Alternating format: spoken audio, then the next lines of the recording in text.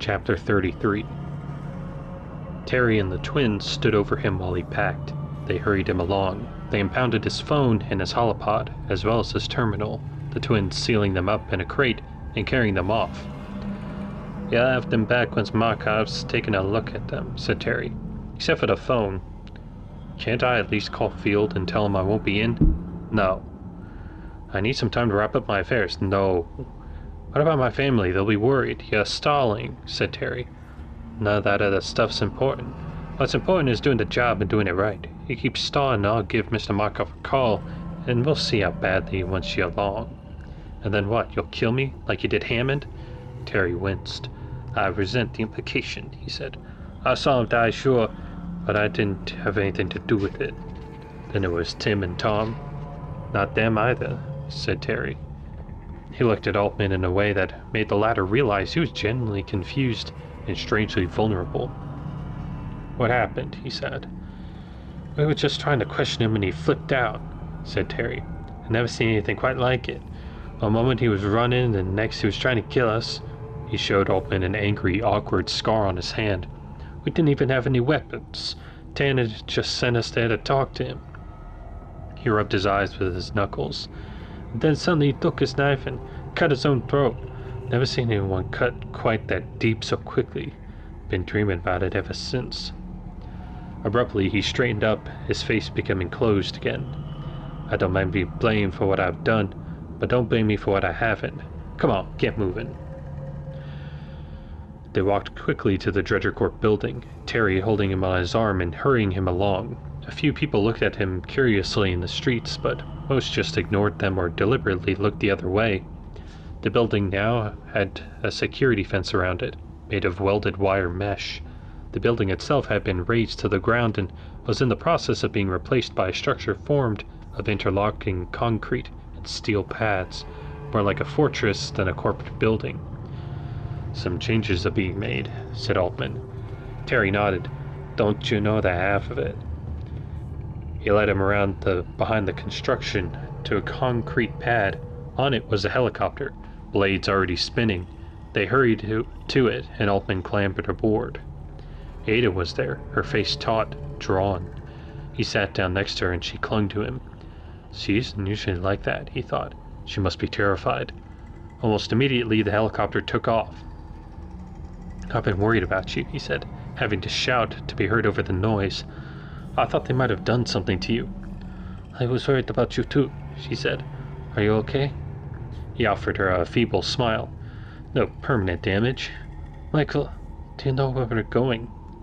"No," he said. "I'm afraid I don't." "I told you," she said. "This would all end badly. I said. I told you to leave it alone, but you wouldn't listen." "It's not over yet," he said. He looked out the window. They had turned and were flying over the water now, were already fairly far from land. He looked around the helicopter at the other passengers. Terry wasn't there. Either he stayed behind or was up with the pilot. It contained 8 other scientists, all people he recognized by sight, even if he didn't know them all. Field was one of them, looking like he was sick to his stomach. Scud was there, as was Showalter. Holding on to the roof straps, he moved even closer to them. "Where's Ramirez?" he shouted. "I didn't have him come," said Showalter. "What'd they do with him?" Showalter shrugged. "Did they give you a choice?" asked Altman. "What?" shouted Scud. "Why aren't they taking us? A choice." "No," shouted Showalter. "We had to come." "Do you know what we're going?" shouted Scud. Altman shook his head. "I was going to ask you," he said. He clambered back to his bench. "They don't know," he said. "Nobody knows where we're going." They flew for roughly 3 hours. Direction, Altman thought, judging by the sun, was northwest or west-northwest, though he wasn't exactly sure. At some point, he thought they turned south. How fast could a helicopter fly? 75 miles an hour? 100? It seemed like they were covering a lot of distance. Maybe they're just planning to kill us, he thought. Just put all of us on the same helicopter and engineer a crash. If so, he realized there's nothing he could do. He was already as good as dead. He sat on the bench, half deafened by the sound of the blades, his arm around Ada. It was his fault that she was there, he knew. He was to blame. Across from him, Scud looked haggard, exhausted. Time slowed. The hum of the blades fell an octave, and the craft slowed noticeably. They all started looking out the windows. Below was a cloud of mist, almost perfectly symmetrical, clinging to the water. They started moving down toward it. Altman began to catch glimpses of something within the cloud, a flash here and there, a strut or a bit of metal. They came down slowly, the blades of the helicopter making the mist roil. He could see the top of the large glass dome, the glass bluish, wet, and iridescent in the sudden light. They came very close, hovering maybe 10 meters above it, and he thought he could see a glimpse of the faces inside. He could see on the metal struts and partitions of the glass thousands of tiny jets, each of them releasing a fine spray of mist. Suddenly, the jets stopped. The mist drifted around the structure for a moment and then slowly dissipated, revealing the dome and everything beneath it. It was a huge floating compound, hundreds of feet in diameter, made of a series of glass or plastic domes connected or overlapped like frogs' eggs. Much of it descended well below the surface of the water. Indeed, as much of the structure seemed to be below the water as above, perhaps more. The top of the central dome, where the metal supports met, had a flat spot. Carefully, the pilot brought the helicopter down. He touched once, but with one strut off the flat spot, and they began to tilt. He went up again, then came down even slower, and this time managed it. The cabin door opened from the outside. 2 guards, wearing dark military garb, gestured to them to climb out. Altman expected the dome to sway up and down with the swells, but it was big enough that he hardly noticed anything. He climbed down onto the deck and turned to help Ada down. The others soon followed. Together they made their way to a hatch and climbed down it. By descending a short ladder, they reached a platform just under the roof of the dome. The platform had a transparent shaft in the center of it, one side of it open. As he looked at it, a lift rose up into it. The guards gestured and herded them into it. The lift began to descend. It was only once they were off the platform and moving down on the slowly descending lift that Altman really got a sense of how big the dome was. They were probably 40 or 50 feet up, the large dome open and nearly empty, the foggy light dappling the glass walls and casting odd shadows. It was a hemisphere rather than a dome, a solid floor running along the bottom of it.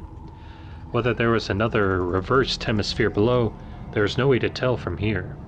Stacks of boxes and crates littered the floor along with partially assembled, or perhaps partially disassembled machinery. Also military guards, lots of them. Some of them standing at attention or employed in some small task, most of them walking or chatting idly, perhaps off duty. Here and there, a man in a white coat stood directing a group of them, getting them to lug equipment around. At the bottom of the lift, 2 more guards stood waiting to meet them. Scud began to ask a question, but one of the guards interrupted him. "No talking," he said. They kept the group there until everyone from the helicopter had made it down, then led them across the floor of the dome. Groups of guards stopped talking as they approached, following them with their eyes.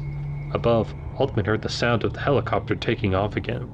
Immediately the nozzles began to spray, and the outside world dissolved into a cloud of mist. The ambient light in the dome dimmed, grew somber. Someone shouted a command, and the banks of harsh fluorescence lined along the struts flickered on. The dome brightened with an antiseptic light, inflicting the skin of everyone around them with an unhealthy glow. They came to the edge of the large dome and passed through the sliding door, moving into a much smaller one. Down through the pressure hatch into a passage running around the edge of the third dome and curving slowly inward. Halfway around the passage, Altman noticed the water lapping up against the side of the tunnel, going higher with each step. There was a subtle change in the quality of the sound, as if everything here was lightly wrapped in cotton batting. He tapped the side of the corridor with his fingernail, heard only a dull, echoless sound. Something with a pale, stretched eye veered out of the depths and toward his hand, then darted away again. A few steps later, the water rose all the way over their heads and closed over the top of the passage. They were completely below the surface. They left the corridor and came into a dome cast green from the reflection of the water. Fish and other animals swam around the floating compound, and here and there barnacles had begun to take hold. At a distance was a phalanx of submarines, connected by a series of cables to the floating compound, pulling it very slowly along. "It's beautiful," said Ada. "It's terrifying," said Altman. The guard stuck the barrel of his gun firmly against Altman's ribs, hard enough to hurt. "No talking," he said. They twisted to the bottom of the dome and took another lift down to a series of adjoined chambers, squarish rooms. They passed from one to the next, the guards keeping them in a straight line and hustling them along. It felt to Altman like he was being led to his own execution. Here the water was deeper, darker. The rooms had more metal in them than glass. They were all lit by the same harsh fluorescence. The guards hustled them into another slightly descending corridor, this one ending in a pressure hatch. Altman judged that they were back near the center of the lab, though well below the waterline now. One of the guards opened it, ushered them through. The room inside resembled the bridge of a moon cruiser. It was a spherical chamber with a central elevated command chair. In all directions, down a few steps, were banks of controls, readouts, and holoscreens. An uninterrupted bank of windows ran along the upper half of the wall. The command chair was just enough above the rest of the lab to give an unimpeded view of the water in all directions. The chair spun around to reveal Markov. He looked down at them and smiled. Here, in this environment, with his firm jaw and glittering eyes, lit by the stark fluorescence, surrounded by water on all sides, he seemed like something monstrous pretending to be human. You've all arrived," he said, without any warmth. "Welcome to your new home." It took a while, but they eventually got used to their new quarters. The lab was nicer than any he'd ever seen, and was comprised only by having to share it, just as he had in Chicxulub with Field. He saw this as a particular bit of sadism on Markov's part, and even wondered if he'd brought Field along only to irritate him. They were still 3 weeks away from getting to the center of the Chicxulub crater. The floating compound was towed forward very slowly, and sometimes, depending on the weather conditions, had to be stopped. He initially thought the command center was the lowest point on the ship, but quickly realized that side corridors led into a tight series of chambers just below that. And below that, finally, was an even larger chamber, perhaps the largest chamber on the floating compound. It was carefully pressurized. It had a crane and a water opening and a very high ceiling. It was a last-minute addition to the lab, Altman learned from one of the other scientists, and had been built specifically to accommodate the object in the heart of the crater. Everywhere Altman went, he was amazed. The floating compound, obviously built for a specific but different purpose, was being quickly retrofitted with state-of-the-art equipment. Almost hourly, boats and helicopters arrived, bringing not only brand new equipment, but also devices that were still in prototype phase. Expense was no object. Whatever was down there, they were prepared to spend whatever it took to get to it. They ate meals in shifts at the facility's cafeteria. The researchers stayed in dormitory rooms that, generally speaking, slept 6, though there were few exceptions. Altman and Ada, the only couple on board, were grudgingly given a converted storage closet as a bedroom. It was just big enough to hold their bed, and a narrow filing cabinet that they stuffed with their clothes and made into a dresser, but they were still glad for the privacy. As Altman got to know the others, he had to admit that Markov had assembled a first-rate team. Not knowing exactly what the thing in the crater might be, he had his bases covered. There were a few scientists whose fields were so cutting-edge that there weren't names for them yet. There were geophysicists and astrophysicists, robotics experts, geologists, marine biologists, geneticists, oceanologists, engineers of various stripes, a mining foreman, an oceanographer, a seismologist, a volcanologist, a gravitologist, a philosopher, a cognitive scientist, various doctors, a medic specializing in barotraumism and decompression sickness, countless mechanics and technicians, a housekeeping and kitchen staff. There was even a linguist, and with Ada, an anthropologist. A number of them were researchers who, although once quite famous, had vanished from the public eye years before. None of them would speak about what they'd been doing in the intervening years, and, if pressed, spoke only of coming out of retirement. Retirement, my ass, Showalter whispered to him. Altman agreed. If they were here now, it was because they had been working covertly for military intelligence in the meantime. They were given away by being the only ones who didn't seem surprised at the massive expense and effort going into the expedition. They took it all for granted. What disturbed Altman even more were the number of military guards present and how actively they were training. It was clear, or in any case seemed clear to Altman, that Markov had some notion that they had to be prepared for combat. There were 3 possibilities for this that Altman could come up with. One, the least disturbing to him, was that Markov was simply being a soldier himself, that he thought the military weren't needed, but that as long as they were here, they deserved to be put through their paces. The second, more disturbing, was that Markov expected someone to try to take the object away from them, that he was aware that there were competing interests trying to get their hands on it, or it would be.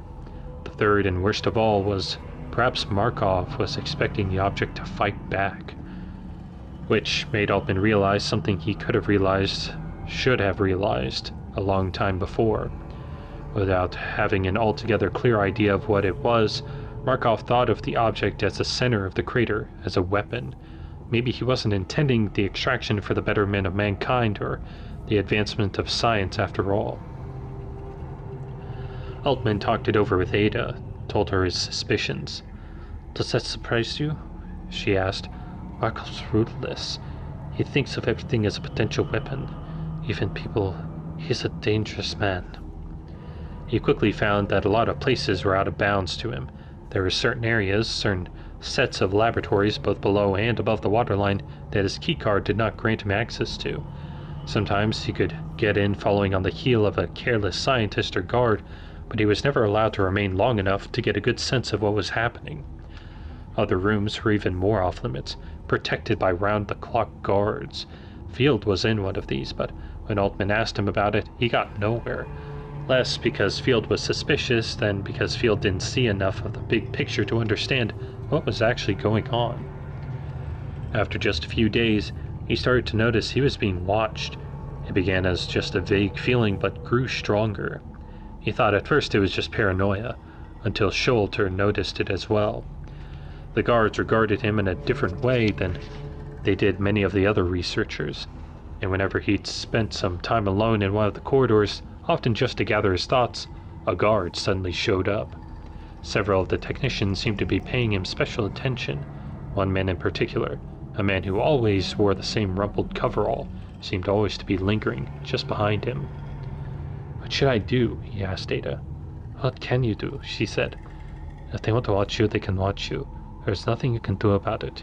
You're in their power." She was right, he knew. Who was he going to complain to? Markov? Markov had given them 3 alternatives: be part of the team, be locked up, or end up dead. Maybe Markov had had his cake and eaten it too. Maybe he was both part of the team and locked up at the same time.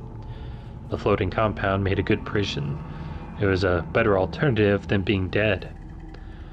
"What do you think's going on?" he asked Ada. She rolled her eyes. "I don't want it to start all over again, Michael. It's dangerous to ask yourself these questions. So what if we can't get into certain parts of the ship? We're not the only ones in that position. Most of the researchers from Chicxulub are being treated in exactly the same way." "Not Field," said Altman. "Field has access." "Limited access," she said. "One room only, I've been watching. Shorter and Scud don't," she said, ticking them off her fingers. "Lots of others don't as well." He didn't answer, just turned away, thinking. There were ways of finding out. All he'd have to do was replicate a card, and then... His thoughts were interrupted when she slapped him on the cheek. "Don't," she said, pointing a finger at his face. "What?" "I know what you're thinking," she said. "You don't need to have a full run of the place in order to do your job. If you did, you'd only get into trouble. I want you to promise me you'll leave it alone." He looked at her for a long moment, finally shook his head. "I can't," he said. She slapped him once more for good measure and turned away. He, not knowing what else to do, wrapped his arms around her to prevent her from going. She struggled at first, not willing to meet his eyes, but he kept hold of her until she began to soften a little. "You'll never listen to me," she said. "I'm always right, you never listen." "I always listen," he claimed. "I just don't always do what you say." Finally she met his eyes. "Damn it, Michael, promise me you'll be careful this time," she said. "Be discreet. Promise me you won't do anything to end up dead." "All right," he said, finally letting her go. "That I can promise." He was careful. He learned more about the floating compound, talking to some of the mechanics and engineers. It was a converted submersible rig, mobile, made to float half in the water and half out. The mist, which they referred to as the blur effect, was sprayed by high-grade jets. Their aperture less than 100 microns in diameter. The water was forced through the jets and onto extremely fine needle points, causing it to atomize into droplets so small that most of them remained suspended in the air. If anyone with any sort of advanced equipment wanted to determine what was in the cloud, they would have no difficulty, but it was enough to keep at least a few of the curious ships and boats away. On the second or third day, a sturdy man with an exceptional frizzy red beard joined him in the cafeteria. He stretched one large hand across the table, shook Altman's hand. "Jason Hendricks," he said. "You're new here, aren't you?" Altman nodded. "Michael Altman," he said. "I just got here." Hendricks gave a slow, easygoing smile that Altman immediately liked. "None of us have been here for long," he said. "I just got here a week ago myself." He began to eat, and almost immediately his beard was full of crumbs and scraps of food. "What brings you here, Michael?" Altman thought a moment about what to say, finally settled on, "They're still figuring out what to do with me, I'm afraid." "Me, I'm a pilot," said Hendricks.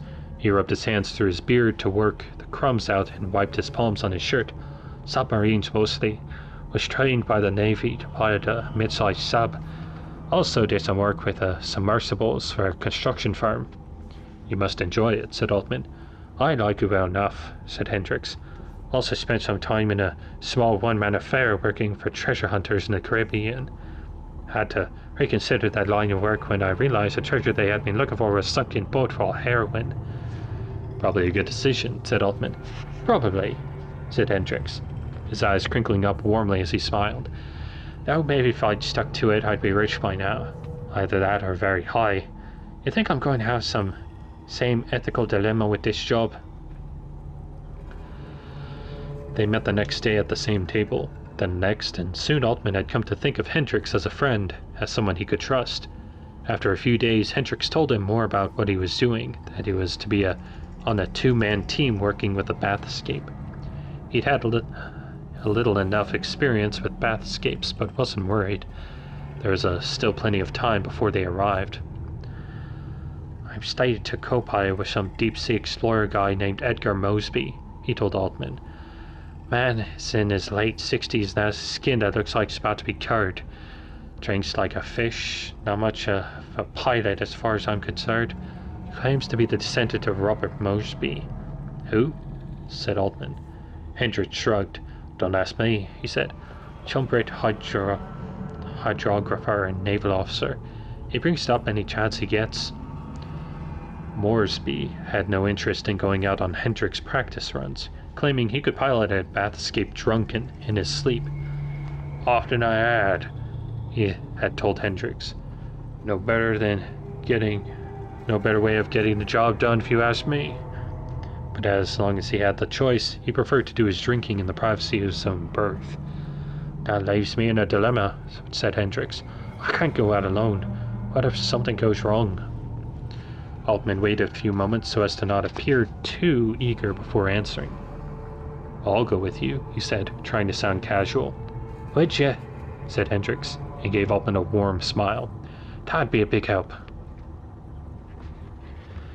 He fully expected Markov to find out and put a stop to it, but either news hadn't gone back to him or he didn't care. That Altman was going out in the bathscape. He didn't learn much new from either the bathscape or Hendricks, but he was at least keeping busy. Plus, Altman quickly found that he had an aptitude for piloting. He knew instinctively how much to flex the controls to get the bathscape to perform how he wanted it to.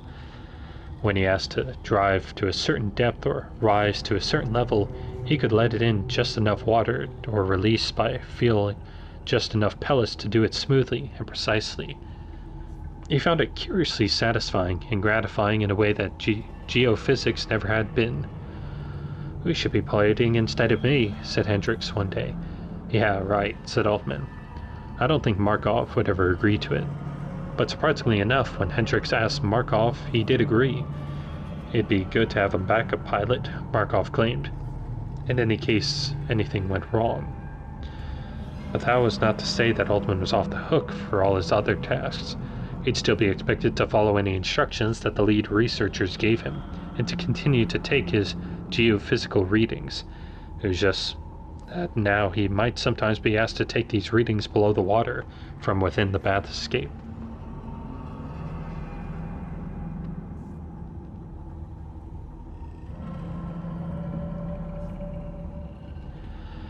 Chapter 34.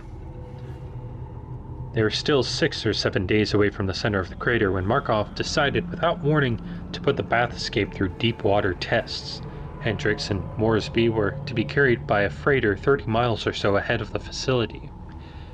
There they were to dive as deep as they could until they reached the ocean floor, test the equipment, the air systems, the communication system, sonar, lighting, etc., take a few readings, remain in place for at least an hour, then ascend.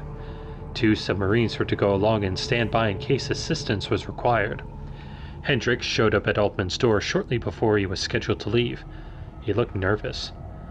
"I've got a problem," he exclaimed. "It's Moresby. He tied one on last night, and soon as he heard we'd be going down." "Is he all right to go down?" "Right now he can't even see," said Hendricks. "I've been trying to walk him out of it, but I've got to supervise the transfer of the bathscape. Do you think you—" He trailed off, waited. "Maybe you should say something to Markov," said Altman. "I don't want to do that," said Hendricks. "He already warned Moresby once. I don't want to do anything to get him fired." "I know it's a lot to ask, but will you look in on him, see if there's anything that can be done?" Altman nodded. "But I'm doing it not for Moresby, but for you." Hendricks smiled. "Thanks, man. I owe you one." Altman clambered through the tunnels and up decks to Moresby in Hendricks' cabin. He knocked on the door. There was no answer. He hesitated, knocked again. When still there was no answer, he tried the door and, finding it unlocked, entered. It was a narrow space with 2 berths, the top belonging to Hendricks, the bottom to Moresby. The room reeked of vomit. Moresby was half in and half out of the bottom bunk, as still as a corpse. Altman shook him. At first there was no response. After a few more minutes of shaking, he groaned slightly, his eyes barely opening before closing again. Altman shook him harder, slapped him. Moresby blinked, coughed. "Give me a minute to steady myself," he said, and groped a bottle off the floor beneath the bed. "You don't need any more," said Altman. "Come on, get up." "Who are you to tell me what I need?" asked Moresby. He tried to stand up and nearly fell. "I'm Moresby, by God, a descendant of—" He was still babbling out his pedigree when Altman dragged him down the hall and thrust him fully clothed into the shower, turning the cold tap water all the way open. A moment later, Moresby was shouting. 10 minutes later he was dressed in dry clothes and subdued. He was pale, was sweating a sour smell, and his hands were still shaking, but he was more or less presentable. "You're all right?" Altman asked. "Just nerves," said Moresby. I'll be all right once I'm down there." Altman nodded. "You won't tell anybody, will you?" said Moresby, refusing to meet his gaze now. "Hendricks doesn't want me to," he said. "If it was up to me, I would." He led Moresby to the submarine bay, where Markov was planning to pass them in review before leaving. The submarine pilots were already there, the bathscape transferred. "You stay here," said Altman. "Where are you going?" "I'm going to find Hendricks." It might have been different if he'd found Hendricks sooner, or if the other submarine pilots had kept an eye on Moresby, or if Markov had come right away before Moresby had had time to have second thoughts, but it took almost a half an hour for him to arrive. As it was, Hendricks and Altman made it back in just a few moments before Markov, and it wasn't until he started speaking that Altman realized Moresby was nowhere to be seen. Markov took the review very seriously. He wore a freshly pressed dress uniform and was flanked by 2 guards on either side. He thanked the pilots and crews and technicians for their efforts, reminded the other 2 submarine crews that they were to stand by on the freighter in case anything went wrong and the bathscape failed to rise. As for the bathscape, if for any reason Hendricks and Moresby... He stopped. "Where's Moresby?" he asked. Hendrick looked around. "He was here just a moment ago, sir," he said. In the end, 2 guards discovered him. He'd managed to find a bottle somewhere and had downed a good bit of it. Drunk, he had fallen from one of the lifts and broken his neck. It's my fault, Altman thought. I should have watched him more carefully. He looked over and caught Hendrick's eye, realized that Hendricks was thinking much the same thing, was blaming himself. Markov, however, didn't react at all, and rejected out of hand Hendrick's request to pull the dive off for a day out of respect for the dead. "Just as well," he said, when the body was brought to him. "That way we'll be sure to get geophysical readings right. Sound all right to you, Altman?" He had to repeat it twice before Altman realized he was being addressed. "Fine," said Altman, trying not to stare at the body, at the way the head hung in an odd, impossible angle. They took a boat to the freighter in silence, the bathscape being towed behind. Once there, the guards held the bathscape steady as they loaded on. "I'm still a little shaky," said Hendricks. "I live with Moresby after all. If it's the same with you, I'll let you drive." Though a little shaky himself, Altman was happy to have the distraction of working the instruments. He eased them slowly. Before long, they were resting steadily on the ocean floor. "How deep are we?" asked Altman. "Not nearly as deep as will be at the center of the crater," said Hendricks. 2,000 meters, I'd guess. "Have you ever been this deep before?" Hendricks shook his head. "Almost," he said, "but not quite." It was peaceful there, thought Altman, soothing almost, like they had come to the end of the world. He liked listening to the quiet whir of the air recirculators, liked watching the dark, almost empty world outside.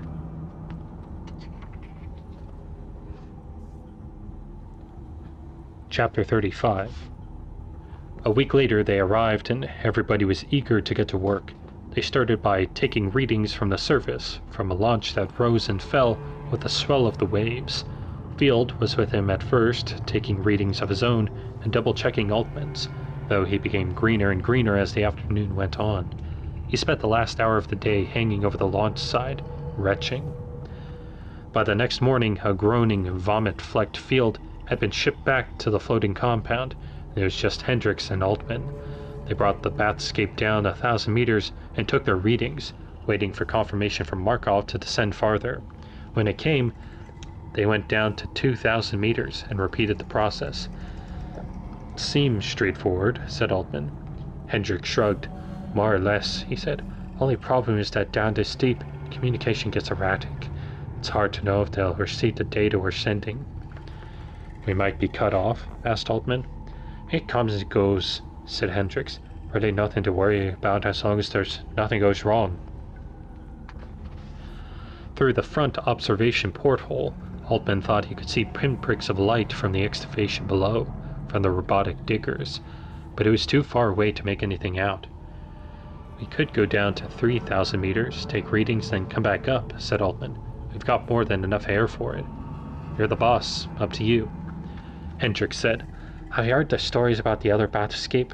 "I've seen the vid," Altman said. "What do you think happened?" "I don't know," said Altman. "Doesn't it worry you at all?" "I don't know," said Altman. "I want to know what happened, but I'm not worried exactly. Does it worry you?" Hendricks nodded. "Let's take it slow. There's no point in rushing things," he said. "On the other hand, if I'm reading the data right, the pulse signal is starting again." "Really?" said Altman, trying to keep the excitement out of his voice. "Are you certain?" Hendricks hesitated, then nodded slowly. "It's very slight. I caught it at 2,000 meters, but not at 1,000, but it's there." "What does it mean that it's back?" asked Altman. "Maybe we should keep going down after all. Who knows how long it will last. We need to record it while it's still broadcasting. But Hendricks had one hand cupped over his earpiece. "Too late," he said. "They're ordering us back up." They looked at each other a long moment. "You said yourself that communications are intermittent," said Altman. "How will they know we got the message?" Hendricks shook his head. "If we don't get the okay to go down to 3,000 meters, we're going back to the surface anyway. That's protocol. If we disobey, what do you think the chances are of them letting us near the bathscape again? We can't do it." A half-dozen counter-arguments fired through his head, then quickly dissolved. Hendricks was right. They had no choice. The signal would have to wait. A contingent of guards was waiting for them by the time they opened the hatch and stepped out in the submarine bay. They were hustled down to the command center, which was already occupied not just by Markov, but also by a half-dozen researchers, all of them part of Markov's inner circle. Not men from Chicxulub. They looked stern and serious. "The pulse has started again?" asked Markov. "You're sure about this?" "Why the hell wouldn't we be?" said Altman. "The instruments don't lie." He gestured at the other researchers. "But you apparently wanted a second opinion. Why don't you ask them?" "It's much weaker than it was before," said one of the men.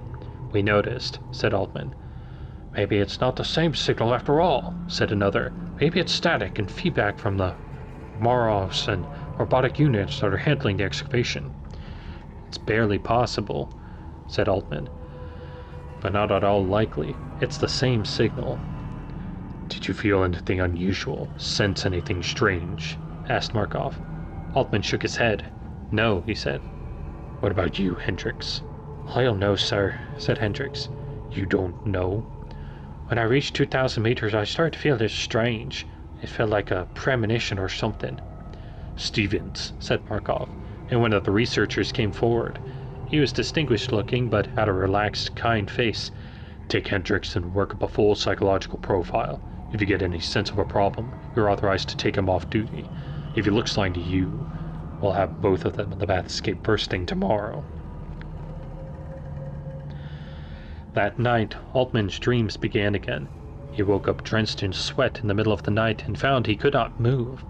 He was jittery, little flashes of light going off behind his eyelids, and he had a sense of dread that refused to leave him.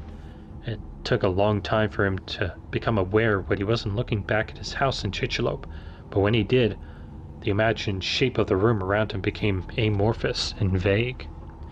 His heart began to pound heavily, and he could hear the blood in his ears. The space around him remained undetermined in the darkness. It was like he was in a place that wasn't a place at all, like he was suspended in a void. He tried again to move, but still couldn't. Am I still dreaming? He wondered. And then, only very slowly did he realize where he might be, in the floating compound. That sound just beside him, the sound of Ada breathing in her sleep. And suddenly he found he could move again. He got up and drank a glass of water and got back into the bed again. Ada moaned in her sleep. He wrestled with trying to fall back asleep when he heard a knock on his door. It was Stevens. "Altman, isn't it?" he whispered. "Yes," Altman said. "Can we go somewhere to talk?" Altman slipped into his pants and shirt and tiptoed out of the room, following Stevens down the hall. The man keyed an empty lab open, ushered Altman in. "What's this about?" Altman asked. "You haven't noticed anything unusual about Hendricks, have you?" asked Stevens. "Is anything wrong?" "Nothing wrong with the scans," said Stevens. "Nothing wrong with the tests either, but there's still something bothering me. I can't quite put my finger on it. He seems normal, stable, but different somehow." "He seems the same to me," said Altman. "Maybe it's just the pressure," said Stevens. "Maybe he's nervous, but it feels like he's holding something back." Altman nodded. "Since you're going to be alone with him in the bathscape and they'll want to suffer if things go wrong, I thought I'd talk to you about it." "I don't know what to say," said Altman. "He seems fine to me. I've never had any problems with him on a dive, never sensed any nervousness. I trust him." "No," he said. "I'm not worried about him. In fact, I'm a lot less worried about him than I'd be confined in the bathscape with many of the other people in this facility." Stevens nodded. "We want to be careful," he said. "You can understand that. Consider what happened with the last bathscape. We don't want anything going wrong. All right, he said. I'll tell them we can move ahead.